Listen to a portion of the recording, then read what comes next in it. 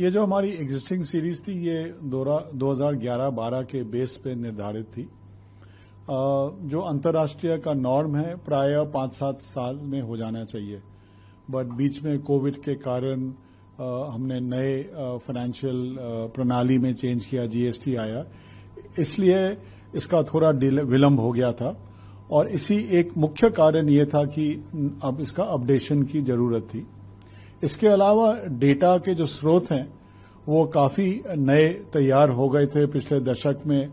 जो digital penetration का impact हुआ है उसके कारण, और स्ट्रक्चर ऑफ द इकोनॉमी में भी बदलाव आते हैं, तो इन सभी कारणों के वजह से ये अनिवार्य था कि हम अब बेस ईयर को रिवाइज करें, और इसलिए 22-23 के बेस ईयर को हमने चुना है।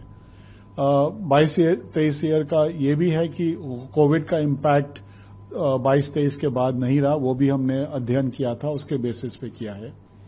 इस प्रणाली को बदलाव के लिए 2 साल से हमारे एक्सपर्ट विशेषज्ञ बैठे थे।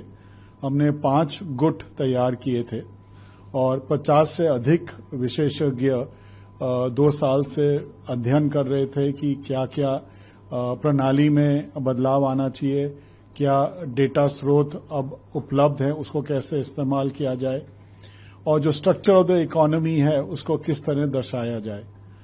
इस 2 साल के काम की वजह से 40 से ज्यादा मीटिंग्स इन लोगों ने की हैं, और हमारा पूरा स्टाफ एक डिवीजन इसमें जुटा हुआ था।